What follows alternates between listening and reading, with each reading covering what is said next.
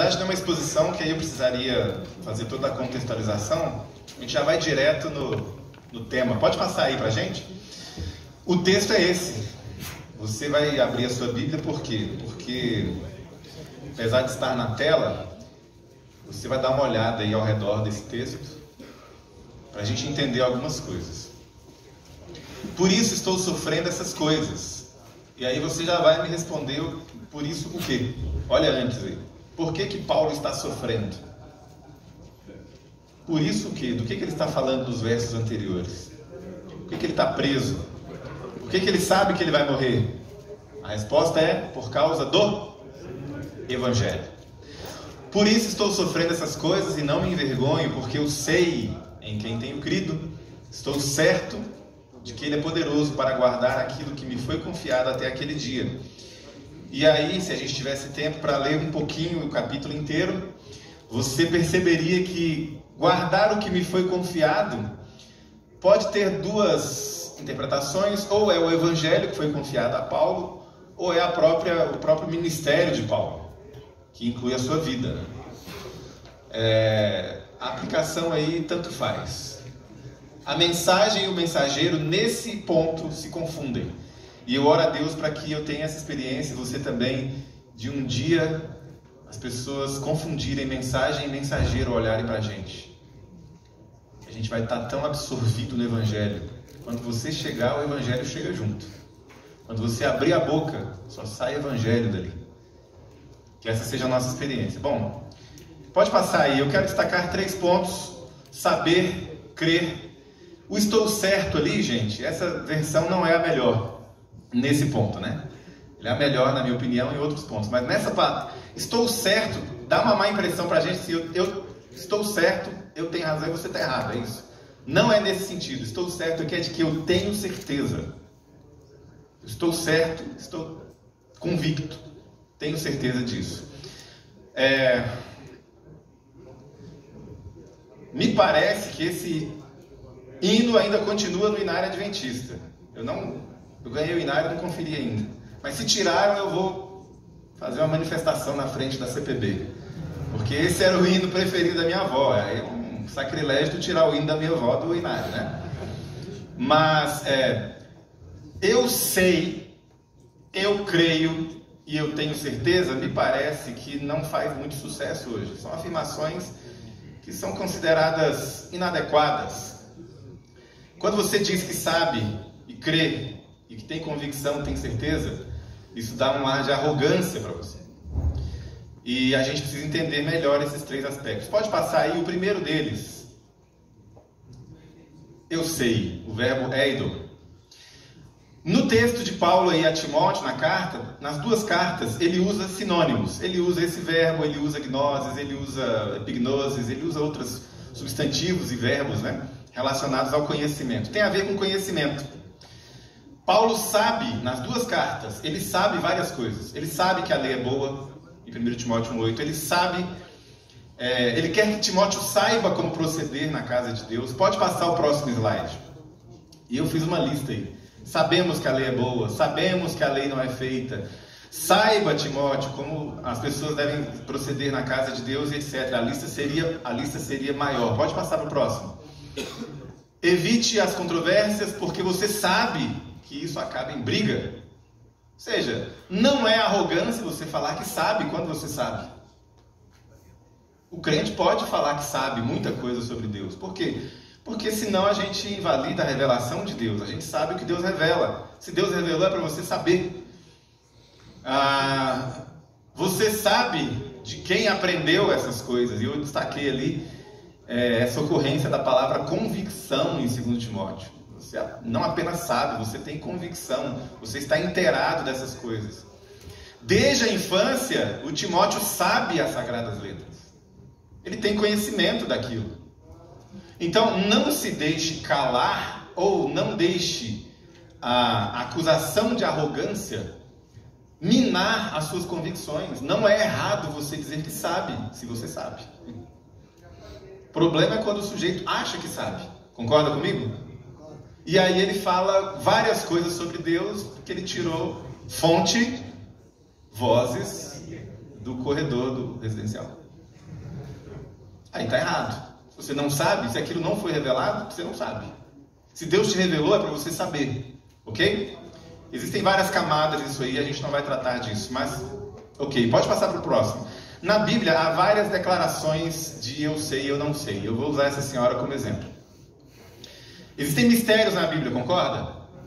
Mistério da iniquidade, a encarnação de Jesus. Existem várias coisas que Deus revelou pouco ou não revelou, e nesse ponto a gente tem que se calar. Quando Ele não revelou, a gente se cala.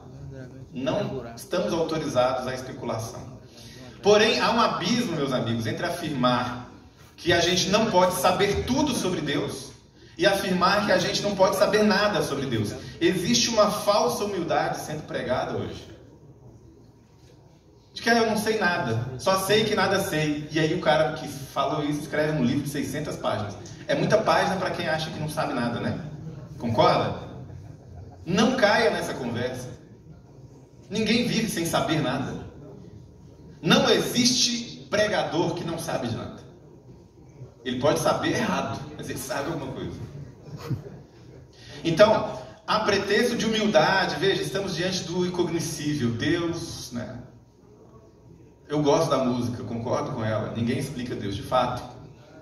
Mas aquilo que Deus revelou, bom, se ninguém explica Deus, você não pode fazer nenhuma...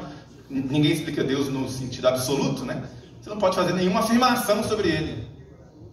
Nem essa que você acabou de fazer. Então, afirmar que Deus não pode ser conhecido é uma afirmação sobre Deus. Pelo menos isso você sabe a respeito dele. E eu tenho uma lista enorme de declarações eu sei e eu não sei. Não vamos passar aqui agora.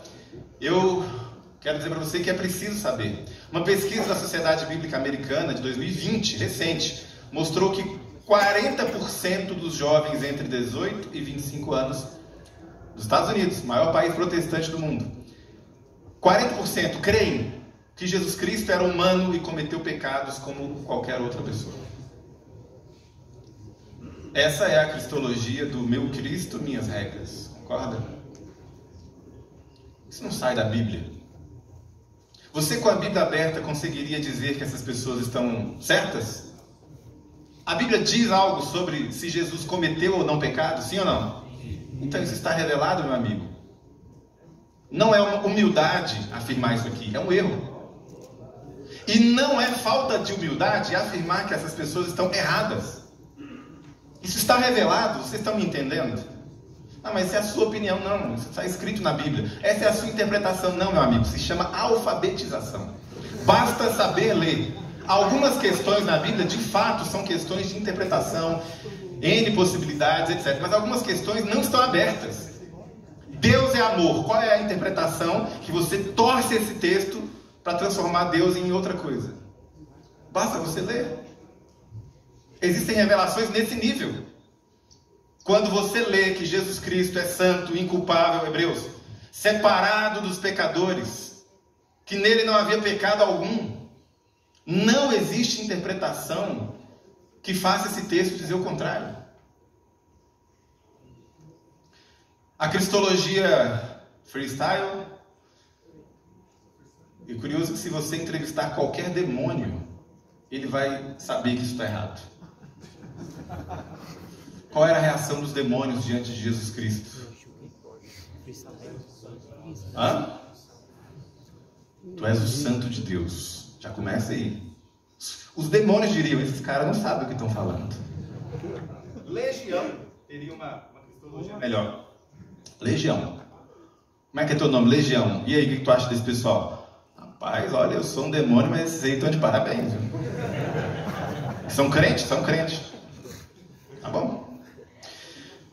As pessoas não sabem muitas coisas. E muitas querem saber. E é por isso que nós somos pregadores. No entanto, esse saber, e aí a gente precisa ter mais cuidado, ele é mais que ortodoxia. Agora eu vou usar a Eta Lindemann.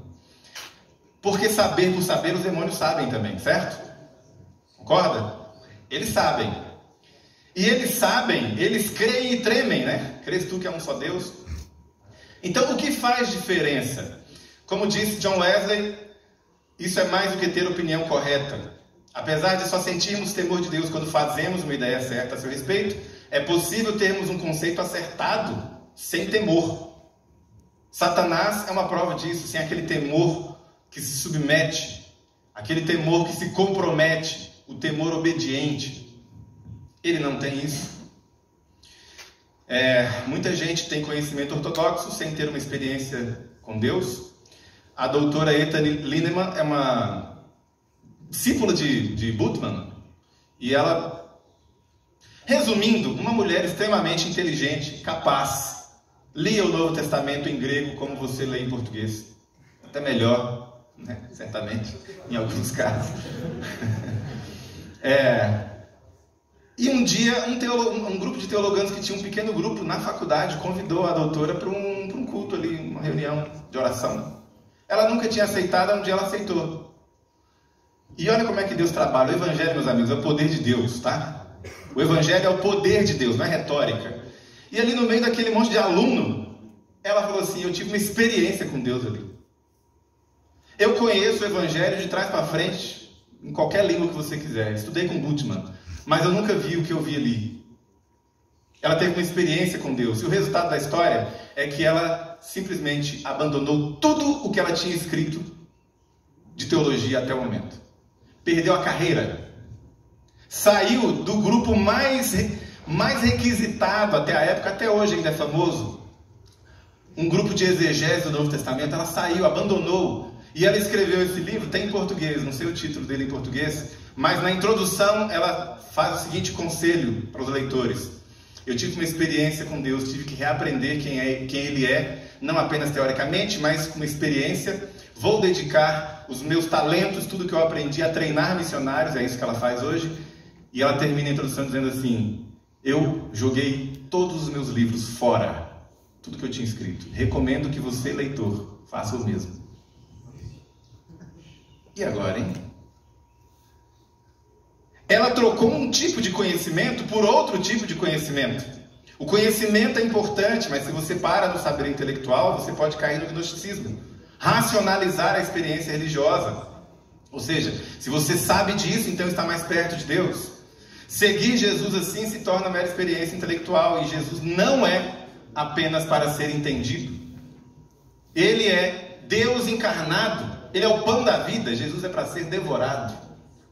Você se alimenta dele. O gnosticismo é o pecado preferido dos pregadores, né? Dos pastores, teólogos. É uma arrogância achar que o conhecimento intelectual é redentor. Não existe salvação por palestra, meu irmão. Existem teólogos que se confiam tanto nisso, se tornam soberbos, se sentem acima da igreja, se encastelam nos seus castelos de ideias e teorias e se tornam teólogos desencarnados, sendo que o apóstolo Paulo, que escreveu esse conselho a Timóteo, tudo o que ele escreveu, tudo de teologia, foi direcionado aos problemas da igreja. Não existe teologia sem igreja. Aliás, igreja é uma doutrina bíblica. Não seja um teólogo desencarnado, sem corpo. Uma alma penada, que fica de fora, só avaliando a igreja. Você faz parte dela. Conhecimento é relação, não é só entendimento intelectual. Você crê numa pessoa, pastor? Sim, cremos numa pessoa. E como é que eu conheço uma pessoa? Diz para mim. Você precisa conversar com ela. Então, quando eu estava no evangelismo, no 3º ano, eu já estava noivo. E eu recebia quase toda semana uma cartinha. E ela vinha sempre perfumada. Da minha noiva. Tinha um perfume dela, tinha a letrinha dela. Toda semana ela me escreveu. E eu guardei todas essas cartinhas, esqueci de trazer. Veja, essa cartinha é a minha noiva? Não é a minha noiva, certo? A cartinha não é a noiva. Então, sabendo disso, eu poderia simplesmente... Não vou nem ler isso aqui, vou rasgar e jogar fora. Sim ou não? É assim que você faz? Não, não é a minha noiva. O que é essa cartinha? É a expressão do sentimento dela, são as palavras dela. É ela falando comigo, se comunicando comigo. Por que depois de 20 anos de casado eu estou guardando essas cartinhas até hoje? Fala para mim. O que envolve aquele papel ali? O que tem envolvido ali? Uma relação de amor, de sentimento. Meus amigos, vocês são inteligentes, vocês já entenderam. Pastor, mas Jesus não é um livro, Deus não é um livro. Essa é a cartinha de amor dele. Tem o perfume do sangue dele. Tem o perfume do sangue dos mártires. Já estou pregando, pastor. Era uma palestra, virou sermão. Olha essa frase. Tem o perfume do sangue dos mártires. E quando você fala assim, isso aqui, quem apareceu para Jesus a caminho de Damasco, pastor? Como eu ouvi aí, de estudante, não daqui, de outro lugar, nem é do Brasil. Quem apareceu para Jesus a caminho de Damasco não foi a Bíblia, foi Jesus. Falei, e aí, como é que tu sabe disso? Não tem nem lógico o argumento do cidadão para desprezar a palavra de Deus. Não tem sentido algum. É porque Jesus é maior que a Bíblia. Me prove. Aí ele pega a Bíblia para provar. Interessante, né? Interessante. Conversa fiada, palestrinha. Não cai nessa, filho. Não caia nessa, sequer faz sentido.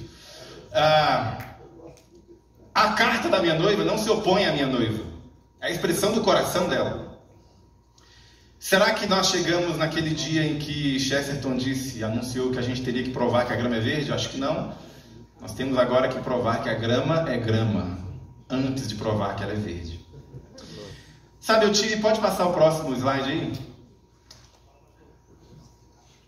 Nas duas cartas, nós não vamos ler tudo, mas nas duas cartas o apóstolo Paulo fala do valor das doutrinas, tá?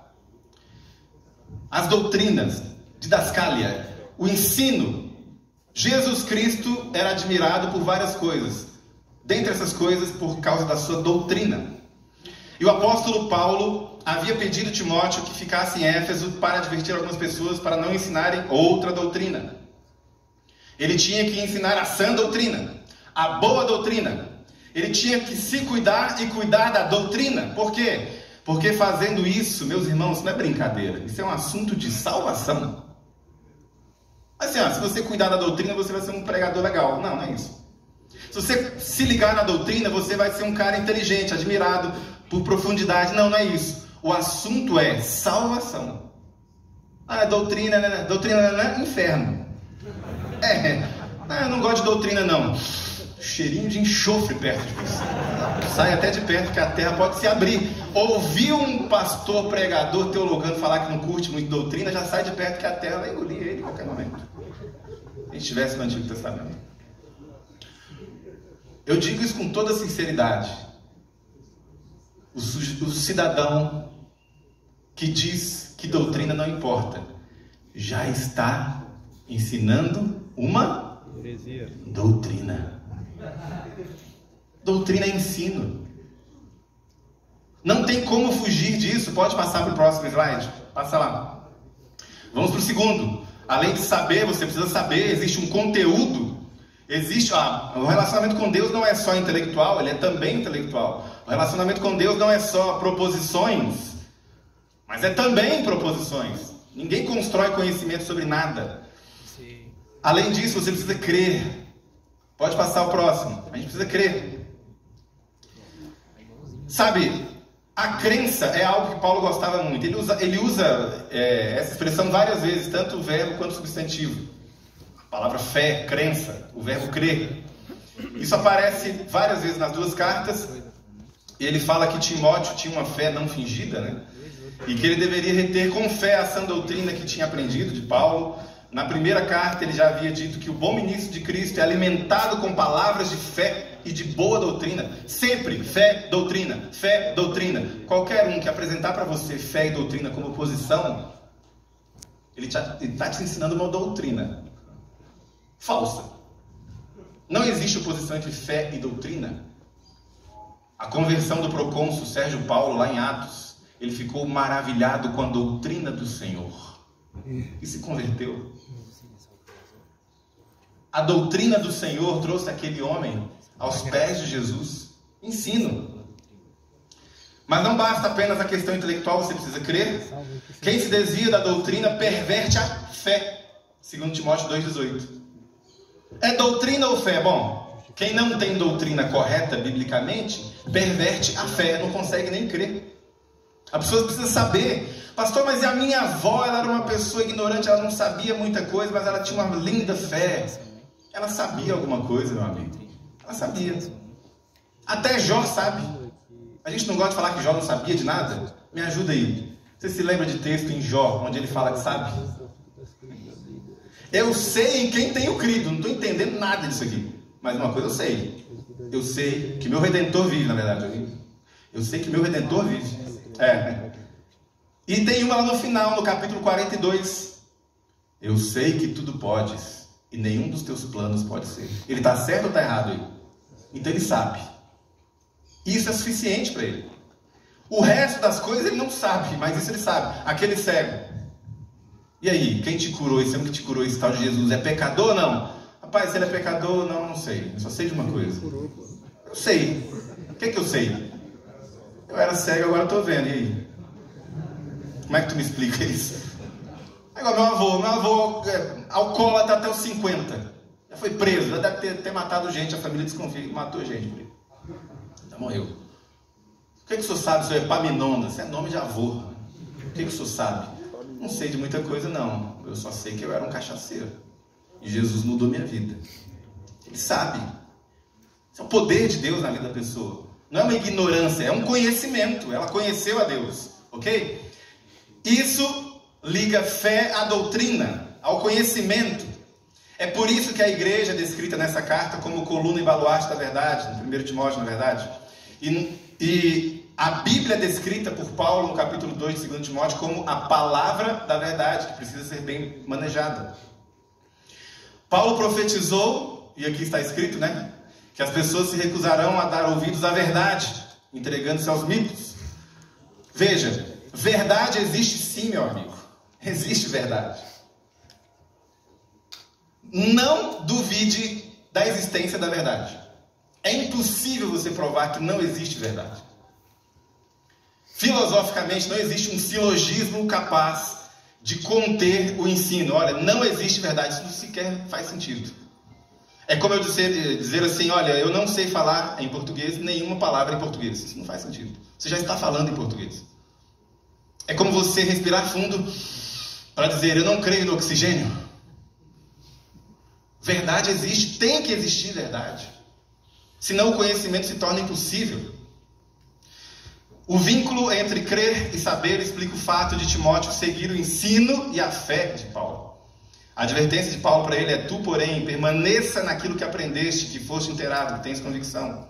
Sabendo de quem aprendeste desde a infância, você sabe as sagradas letras que podem te tornar sábio para a salvação. Está relacionado. Crer. Mas crer, a Bíblia te ensina como crer corretamente, certo? Pode passar o próximo slide aí. Essa foto é uma foto histórica. Aí estão dois jovens evangelistas, dois pregadores que atraíam multidões. Esse cidadão aqui se chama Charles Templeton, um orador perfeito, retórica perfeita, argumentação irrefutável, carisma. Só em 3 minutos você já ficaria amigo dele. Carisma transbordante. Ele era um pregador. Viajava o país pregando o evangelho. Mas ele se envolveu e se encantou com o método histórico crítico, a teologia existencialista, a teologia liberal. E ele começou a ter alguns questionamentos.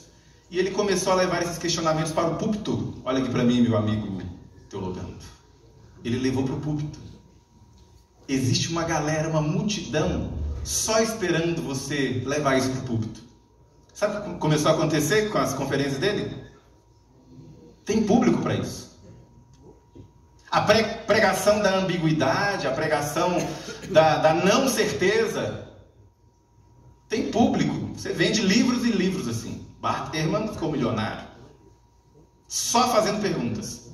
A técnica de fazer teologia sem afirmar nada, só fazendo perguntas que dão a entender, tem uma origem muito antiga. Onde começou? Foi assim mesmo que Deus disse?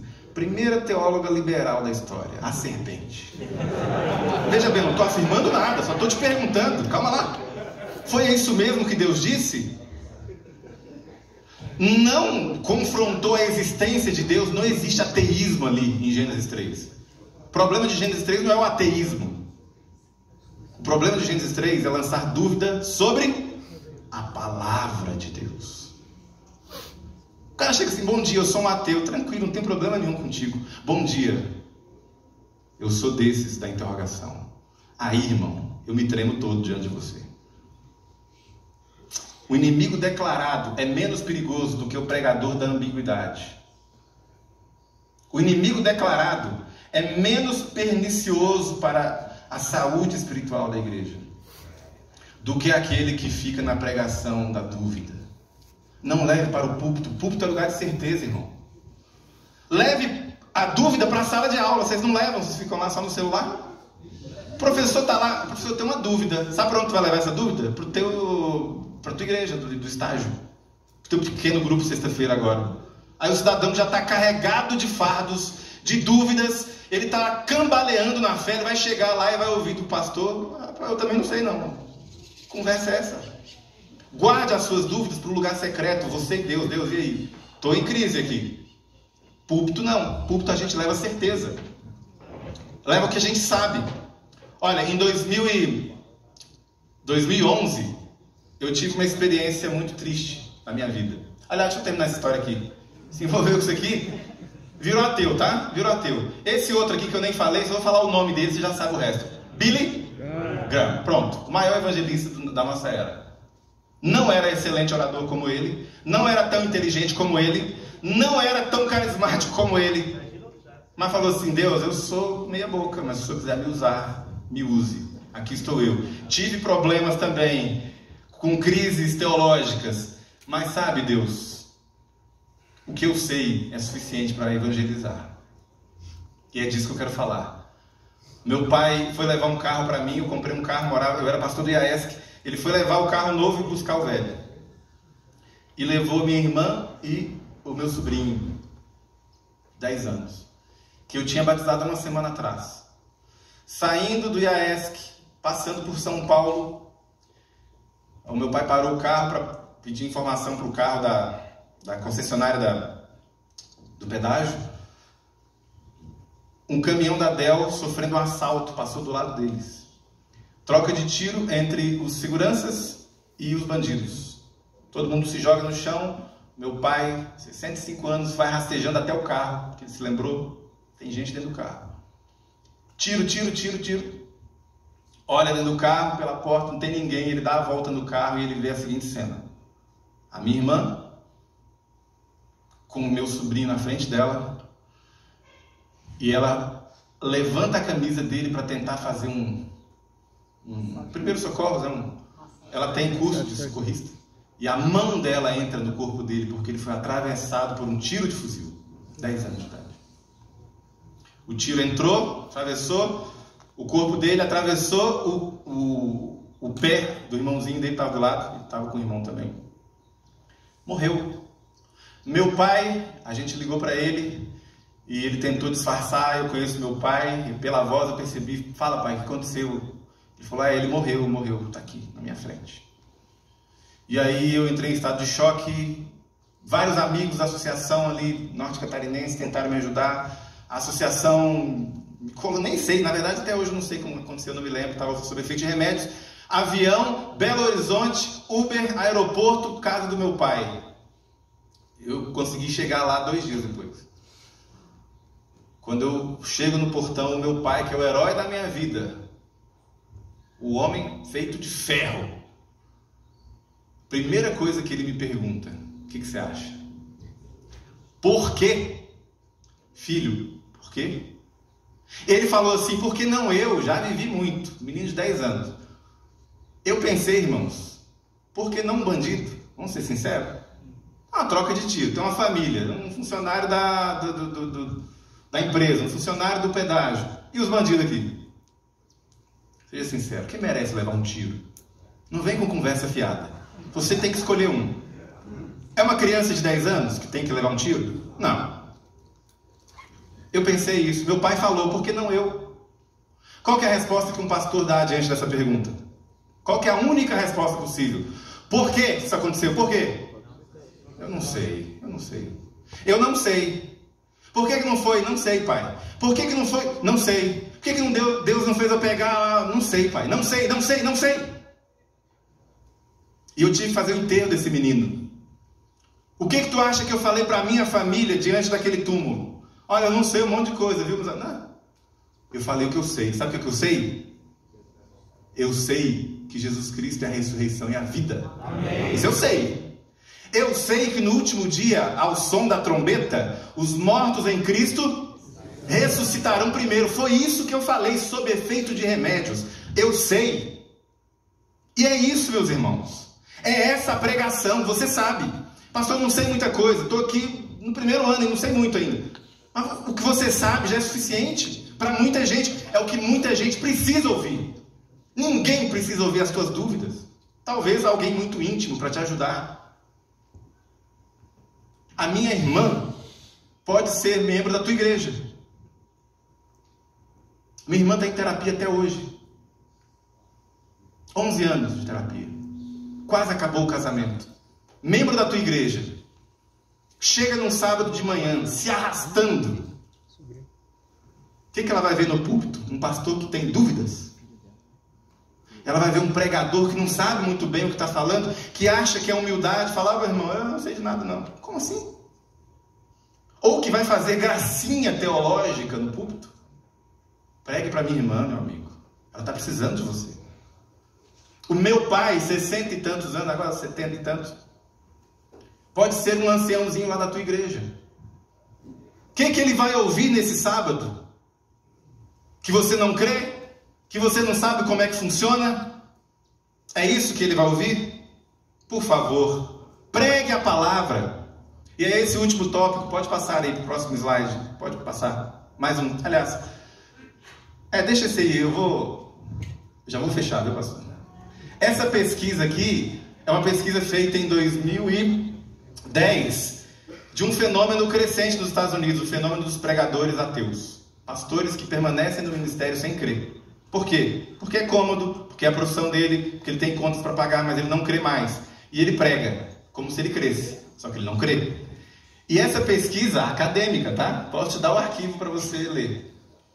O cidadão foi entrevistando esses pregadores, sem citar os nomes. E um deles foi interessante, ele falou assim, olha, eu não creio em nada disso. Mas como é que você prega? Como é que você harmoniza o não crer com o fato de que as pessoas precisam ouvir? Ele fala, eu prego o que dá para pregar, para um ateu pregar. Olha isso aqui. Eu prego aquelas coisas que um ateu pode pregar. E que coisas são essas? Ética. Justiça social. Isso um ateu pode pregar. Na hora que eu li isso aí, eu já me tremi na base. Falei, opa, peraí. Como é que é? Eu prego o que um ateu pode pregar. Eu não quero me comprometer, porque quando eu prego o que um ateu pode pregar, eu falo com empolgação. Então, o que um ateu pode pregar? Aí você sabe o que um ateu pode pregar. E essa tem sido a pregação de muita gente. O que um ateu pode pregar. Paulo não é desses, meu irmão. Depois que ele escreveu essa cartinha que a gente está lendo, ele colocou a cabeça assim, ó, numa pedra, e uma espada desceu. Isso não é a pregação que um ateu pode pregar. Você está disposto a se comprometer com o evangelho? Colocar o pescoço a prêmio? A dizer que Jesus Cristo é o Filho de Deus, que Ele ressuscitou sim, que Ele nasceu de uma virgem sim, que Ele vai voltar sim, que os mortos vão ressuscitar sim. Você conversa lá da Idade Média, meu amigo, eu não sou da Idade Média, eu sou do Éden. A Idade Média é muito moderna, eu sou antigaço. E a gente encerra com o último aspecto, pode passar? Além de saber, além de crer, você tem que ter convicção. Convicção. Palavrinha também difícil de engolir hoje, hein? Existem coisas difíceis de entender na Bíblia, com certeza. Pedro afirma que as cartas de Paulo haviam sido distorcidas por aqueles indoutos, ignorantes, para a própria perdição deles. Preste atenção, 2 Pedro 3,16. As coisas difíceis não são uma desculpa nesse caso. O problema aqui não é ser difícil. O problema aqui é que eles distorciam. Ser difícil não é desculpa para a distorção. Mas o último aspecto é ter convicção. E essa palavra, ela não é muito agradável hoje. Eu tenho convicção, eu tenho certeza disso. Eu vou ler algumas frases de teólogos para você sentir o esquema, tá? Todos eles teólogos reconhecidos, a maioria latino-americanos, tem uma aqui que é norte-americana. Pode passar aí, vai lá. São essas as frases. Uma teologia das dúvidas precisa nascer. É preciso fazer morrer a teologia da certeza. Somente a teologia que abre mão de suas pretensões de verdade e caminha com a sociedade sendo atenta às suas questões é digna de ser ouvida. Fé não é certeza, mas sim a dúvida que nos leva além. A intolerância nasce das certezas frias e rígidas, como blocos de gelo. A fé nasce no terreno fecundo da dúvida. O contrário da fé não é dúvida, é certeza. Meu amigo, se eu não dissesse que isso aqui está errado, eu aposto que alguns aqui colocariam lá, feliz sábado, sexta-feira agora, na rede social. Feliz sábado. A fé não é certeza, mas é dúvida. A Bíblia fala sobre isso. Sim. Onde? Hebreus. Qual é a definição básica de fé? Fé é a certeza. Meu amigo, o diabo olha para isso aqui e fala: meu irmão, tu tá errado, cara. Nem eu tenho a audácia de escrever um negócio desse. Uma vez um pastor, eu usei essa frase porque eu ouvi de um pastor muito experiente. Eu estava com dúvidas com aquele livro do Bart Ehrman, né? Jesus não disse, eu comprei, na verdade eu ganhei esse livro, li esse livro e trouxe para um professor aqui, isso há muito tempo. E mostrei para ele, ele já conhecia o livro, ele só pegou, olhou na capa e falou assim: não se preocupe, jovem, nem o diabo acredita nisso aqui. Isso aí, ó, esse cara tá fazendo graça, nem o diabo acredita nisso. Então, esse tipo de convicção que a Bíblia fala é mal vista. Só os tolos têm certeza. Tem certeza? Sim, absoluta. Paulo tem certeza de várias coisas, vou citar algumas, de que Jesus é poderoso. Está escrito. Paulo tem certeza, pode passar para o próximo slide. Ele tem certezas. Plena convicção. Ele tem certeza de que nem a morte, nem a vida, nem anjo, nada nos separa do amor de Deus que está escrito em Cristo Jesus. Ele tem certeza. Hebreus diz que fé é certeza, e essa palavra ela tem a ver com seguro, né? Uma palavra do âmbito jurídico. Pode passar, mais uma para a gente fechar. Ele tem completa certeza, é uma outra expressão que vai além, é mais forte do que a de Timóteo. Ele está convicto de coisas melhores a respeito da salvação dos hebreus. Ele diz que a gente tem que entrar no santuário com ousadia, em plena certeza de fé. Certeza e fé. Certeza e fé não são antônimos. Em poder no Espírito Santo e em plena convicção, o Evangelho foi pregado. Plena convicção. E o penúltimo slide, pode passar o próximo aí. Mais um. Esse aí, vou fechar nesse. Qual que é a solução então que o apóstolo Paulo dá ao jovem Timóteo? Timóteo, sabendo de tudo isso, olha que pesado esse texto. Vamos fazer um juramento diante de quem? De Deus e de Jesus Cristo, que há de julgar os vivos e mortos. Vem cá, pregador, jovem, vem cá, fazer um juramento. Eu vou morrer, vou passar o bastão para você. A minha cabeça está a prêmio. Eu vou morrer. Jura para mim, Timóteo, diante de Deus e de Jesus Cristo. Qual é o juramento solene? Pregue a palavra, pelo amor de Deus, pregue a palavra. Exorte, ensine, faça tudo, mas com a palavra. A palavra de Deus é o poder de Deus para a salvação. A palavra é o poder de Deus para a salvação. Será que eu estou falando aqui para aquele futuro ex-pastor que nem entrou e já está amargurado? Nem entrou, nem começou e já está revoltado com a obra?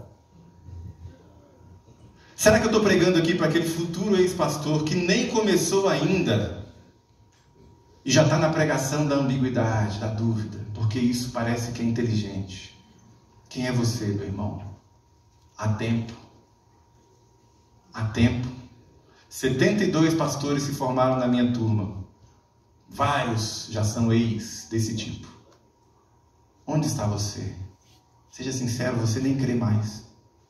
Você está aqui buscando passar um verniz intelectual acadêmico sobre a sua incredulidade, sobre a sua revolta. Você não vê a hora de entrar no esquema para poder minar por dentro, né? Deus sabe quem é você. Eu preciso fazer um apelo para você. Converta-se. A história da Igreja de Jesus Cristo é uma história linda, mas não é uma história de covardia, de traição, não é uma história de incredulidade e de falta de comprometimento. É a história daqueles que entenderam que estavam diante do Rei do Universo, da palavra que criou tudo. Estiveram dispostos a morrer por isso. Pregue a palavra. Será que tem alguém aqui disposto a pregar a palavra? A se jogar nas profundezas do conhecimento de Jesus Cristo. Amém. Fique em pé aí, nós vamos orar.